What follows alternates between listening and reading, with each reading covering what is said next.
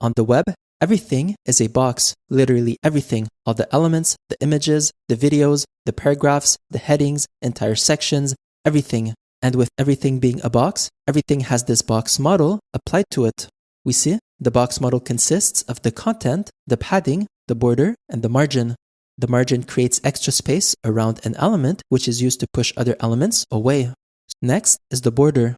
The border is pretty straightforward. It's literally a border we can add around our elements for design purposes. So for example, this button has a transparent background, and when I give it a border, we see it looks a lot better. Next up is the padding. The padding adds space inside of an element. This is not to be confused with margins because margins add space outside of an element. However, the space created by a padding is added inside of an element. This distinction is very important because margins and paddings have different use cases. For example, in this pricing section, the content inside each box is touching the edges. To fix this, what I can do is give my boxes a padding. And when I do, we see space is added inside of the boxes. And now the content inside each box is no longer touching the edges. Finally, we have the content. The content is just the width and height of an element. So for example, this GIF is too big. I give it a width and a height, and now the GIF is smaller. The name box model makes it sound more complicated than what it actually is. But the reality is that the box model is just a name that encapsulates the content, the padding, the border, and the margin, and that's it. Now that you know what each one does, we need to put it to practice with actual code. In my index.html, inside my empty body element, I'll add a div with the class of box, and that displays hello world. Then in my CSS, I'll select our div by its class name of box, and I'll give it a font size of 2 rem and a background color of pink. Under my background color property, I'll add a comment that displays box model. And under this comment is where we're going to be practicing the properties of the box model. On my live server, I'll right-click and select Inspect to open the developer tools. With the Dev Tools open, I'll click on the Select button and select my div element. Now that my div element is selected, on my DevTools, I'll open the Computed tab where we see we have a visual representation of the box model. When I hover over the content area, we see this highlights our div element. Currently, the width of our div covers the entire width of the viewport. This is because div elements are block level elements. So for example, I'll give my box a display property of block, and when I save, we see nothing happens. Nothing happens because block is the default display of div elements, and block level elements cover the entire width of the viewport. However, we can still change the size of our div with the width and height properties. I'll remove the display of block since it's set to block by default anyways, and then under our box model comment, I'll give our box a width of 300 pixels and a height of 100 pixels. When I save, we see our box now has a width of 300 pixels and a height of 100 pixels. And this is also represented in the content area of our box model. Next is the padding. Looking at the padding area in our box model, we see there's no value. To add a padding, we can use the padding top, padding right, padding bottom, and padding left properties. I'll set all 4 to 32 pixels. And when I save, we see this added space inside of the box. And looking at the padding area in our box model, we see we have 32 pixels of padding in all directions. Using these 4 individual properties is fine. However, there's a faster way to do it using the padding shorthand property. I'll comment out all 4 padding properties and I'll add the padding shorthand property. When I give it one value of 32 pixels, we see this assigns a padding of 32 pixels in all directions. When I give it 2 values, the first of 32 pixels and the second of 64 pixels, we see the first value represents the top and bottom paddings and the second value represents the left and right paddings. When I give it 3 values, the first of 32 pixels, the second of 64 pixels, and the third of 100 pixels, we see the first value represents the top padding, the second value represents the left and right paddings, and the third value represents the bottom padding. And finally, when I give it 4 values, the first of 32 pixels, the second of 64 pixels, the third of 100 pixels, and the fourth of 10 pixels, we see the first value is the top padding, the second value is the right padding, the third value is the bottom padding, and the fourth value is the left padding. An easy way to remember which value is what is to think of it like a clock. These values are represented clockwise, with the first value being top, second value being right, third value being bottom, and fourth value being left. Next is the border.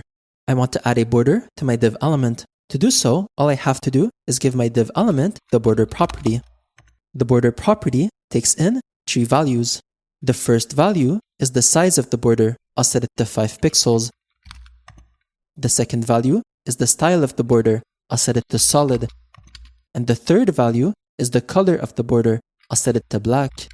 When I save, we see our div has our 5 pixel solid black border, and looking at our box model, we see that the border gets added in between the margin and the padding. The second value is for defining the line style of our border. Solid is the most common one. However, there's actually 7 others. Here's an image with all of the different line styles. In most cases, you're going to be using the solid option, while the others you will use in niche exceptions. Finally, we have the margin. Looking at the margin area in our box model, we see there's no value. To add a margin, we can use the margin top, margin right, margin bottom, and margin left properties. When I set all 4 to 20 pixels, we see this added 20 pixels of space outside of our element, essentially pushing it away by 20 pixels in all directions. And looking at the margin area in our box model, we see we have 20 pixels of margins in all directions. Now, just like we have a shorthand property for the padding, we also have a shorthand property for these 4 individual margin properties. I'll comment them out, and I'll add the margin shorthand property. The margin shorthand property functions exactly the same as the padding shorthand property. When we give it one value of, for example, 20 pixels, and save, we see this added 20 pixels of margin in all directions. When I give it a second value of 40 pixels, we see the first value is for the top and bottom margins, and the second value is for the left and right margins. When I give it a third value of 100 pixels, we see the first value is for the top margin, the second value is for the left and right margins, and the third value is for the bottom margin. And when I give it a fourth value of 500 pixels, we see this added 500 pixels of margin on the left side, because when we use 4 values in our shorthand property, the values are represented clockwise, where the first value is the top, second value is the right, third value is the bottom, and fourth value is the left. I want to clean things up, so I'll remove all the properties I commented out. And then on my margin shorthand property, I'll set it to 0. We see, despite our box having a margin of 0, there still seems to be some space between the viewport and our element. The reason this is happening is because if we look in our developer tools on my elements panel, I'll select the body element, and then in my styles panel, I'll find the default styles that the browser automatically assigns to the body element. We see on the right side of this rule set, it says User Agent Style Sheet. User Agent Style Sheet means the default styles that the browser automatically assigns to HTML elements. We see on Chrome, which is the browser I'm currently using, it assigns a display of block and a margin of 8 pixels in all directions to the body element. This is the reason we currently have a gap between the viewport and our element. To fix this, what I can do is select the universal star selector and give it a margin of 0. This is a reset that I always add before building a website. And all it does is it removes all of the margins on all of the elements that automatically ships with a margin. And we see with our margin of 0 on the everything selector, the gap between the viewport and our element is removed.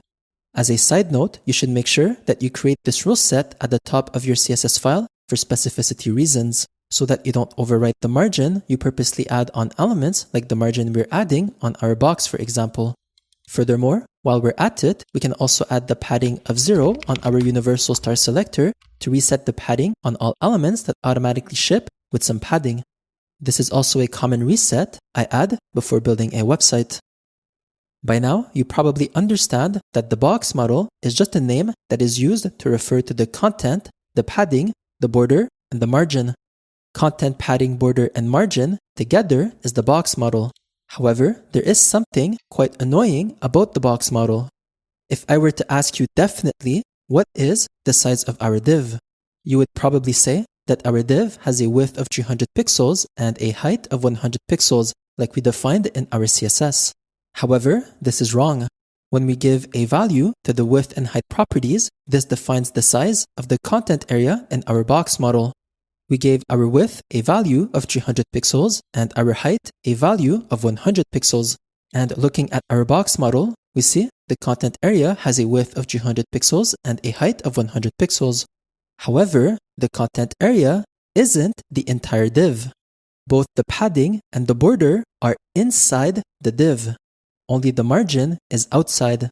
And because both the padding and the border are inside our div, we need to add them up to figure out what's the actual size of our div. To demonstrate, I'll set my padding to 16 pixels.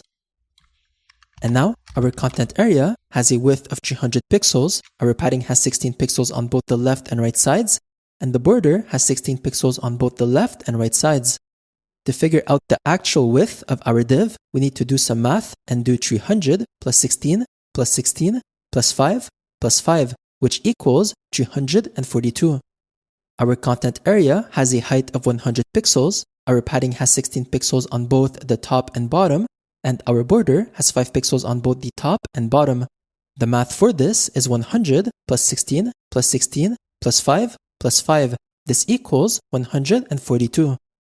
So the real size of our div is 342 pixels by 142 pixels. This is super unintuitive, but fortunately, there is a solution to this problem. There's a property called box sizing, which I'll add under our margin property. This property only has two possible values, content box or border box. When I set it to content box and save, we see nothing happens. This is because content box is the default box sizing of the div element. However, if I set it to border box and save, we see something happened. First of all, our div shrunk. And secondly, looking at the content area in our box model, we see the width and height is no longer 300 pixels by 100 pixels. It's now 258 pixels by 58 pixels. What happened? Before, when we had the box sizing on its default value of content box, the width and height properties were only defining the size of our content box. However, now, with the box sizing set to border box, the width and height properties are no longer only defining the size of the content area. Instead, they're defining the size of the entire div, including everything inside it, such as the padding and the border, because both the padding and the border are inside the element. Essentially, what border box is doing is expanding the size of the content area to include the padding and the border. And the reason this is desirable is because, again, both the padding and the border are inside the element. And now, we don't need to do mathematics to know what the size of our div is. We know that what we set in the width and height properties will be the actual size of our element. So for example, we set the width to be 300 pixels and the height to be 100 pixels. I don't need to calculate anything because I'm using a box sizing of border box on my div, and I know that border box expanded the content area to include the padding and the border. Therefore, the width and height of my div is 300 pixels by 100 pixels. We can confirm this by calculating 258 plus 16 plus 16 plus 5 plus 5. This equals 300. Border box is what you always want to use. You pretty much never want your elements to have a box sizing of content box. Instead, what you want is for all your elements to have a box sizing of border box. And here's two important reasons why. First of all, by using border box on all your elements, you'll always know the actual size of your elements without needing to do mathematics to figure it out. Whatever you set on the width and height properties will properly represent the actual size of your element. And secondly, some elements like the button element, for example, has a box sizing of border box by default. There's also other elements like the table element, the select element, the input element, and a few others that by default are border box elements. If you don't set everything to border box, you'll have an inconsistent mixture of elements that either use content box or border box by default. By setting everything to border box, you'll have a predictable way of knowing the size of all your elements. And even more importantly, you'll have consistency in the behavior of all your elements. Now the question is, how do we tell all our elements to have a box sizing of border box? Well, instead of defining the box sizing property on individual elements like what we're currently doing with our div element, what we can do is remove the box sizing property from our div element, and in our universal star selector, give it a box sizing of border box. When I save, we see it worked. Our div has the box sizing of border box, and if we had other elements, they would also have a box sizing of border box. Now, although defining the box sizing of border box to everything using the universal star selector like this is fine, there's a more popular way of doing it that ultimately makes sure that 100% everything gets the box sizing of border box. I'll remove the box sizing of border box from our universal star selector, and above it, I'll reselect the universal star selector. However, this time, I'll add a comma, star selector with the before pseudo element appended to it, comma, and star selector with the after pseudo element appended to it. Inside the curly braces, I'll give it a box sizing of border box. This is the proper way of giving all the elements the box sizing of border box. This will make sure all our elements, including pseudo elements, get the box sizing of border box. This is a reset I always add before building a website. I would never build a website without this reset. This is probably the most important reset you can have on a website. If you enjoyed this video, please consider giving it a like and hitting that subscribe button. I know pretty much every YouTuber says this, but liking the video and subscribing really does help out the channel a lot.